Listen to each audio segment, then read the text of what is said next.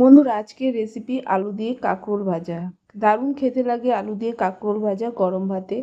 আলু আর কাঁকরোল কুচিয়ে কেটে নিয়েছি। কড়াইয়ে সর্ষের তেল দিয়ে দিলাম। এবার একটা শুকনো লঙ্কা ফোড়নে দিলাম, দিয়ে দিলাম গোটা পোস্ত। পোস্তটা একটু ভেজে নিতে হবে।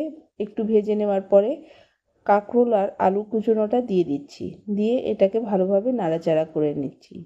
ভালো লাগলে লাইক শেয়ার কমেন্ট করতে ভুলবেন না।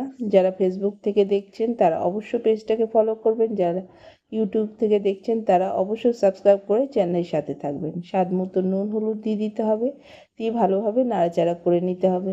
নাড়াচাড়া করে মিডিয়াম আঁচে এটা 5 মিনিটের জন্য ঢেকে দেব।